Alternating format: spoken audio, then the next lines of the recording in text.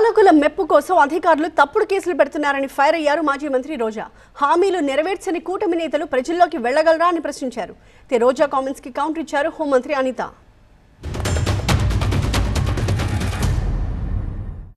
ఎందుకంటే ఏదో కిరీటం పెట్టేస్తారు చంద్రబాబు నాయుడు లోకేష్ అని చెప్పి చాలా చోట్ల పోలీసులు పెద్ద స్థాయి నుంచి కింద స్థాయి వరకు అందరూ కూడా వన్ సైడ్గా తప్పుడు సాక్ష్యాల్ని సృష్టించి తప్పుడు కేసులు పెట్టి ఏ విధంగా అరెస్ట్ చేసి పైశాచిక ఆనందం పొందుతున్నారో వాళ్ళందరినీ కూడా హెచ్చరిస్తున్నా.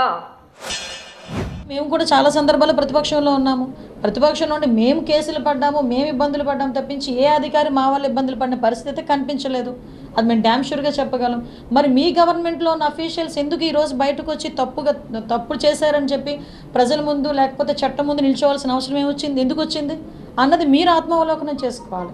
ఎందుకనంటే ఈరోజు మీరు చెప్పిన తప్పుడు పనులు చేయటం వల్ల ఈరోజు వాళ్ళు ఇబ్బందులు పడుతున్నారు.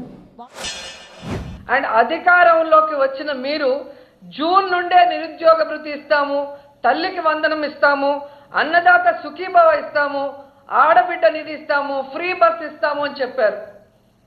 బాండ్లు ఇచ్చారు. ఈరోజు ఆ బాండ్లు ఎత్తుకొని గ్రామాల్లోకి మీ ఎమ్మెల్యేలు కానీ మీరు వెళ్ళే పరిస్థితి ఉందా?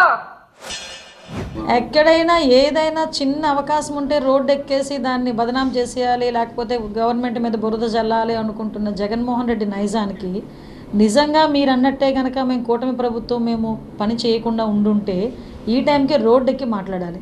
ఈ టైంకి జగన్మోహన్ రెడ్డి అనే వ్యక్తి ఏ విషయాల్లో రోడ్డు ఎక్కుతున్నాడో మీరు చూశారు కదా. ఎక్కడైనా చనిపోతే రోడ్డు ఎక్కుతాడు, ఎవరైనా ఏదైనా ఎక్కడైనా సభ ఉంటే రోడ్డు ఎక్కుతారు. మరి ఈ రోజు వరకు మీరు అలా అనుకుంటే ఎందుకు పబ్లిక్లోకి వచ్చి మాట్లాడలేకపోతున్నారు?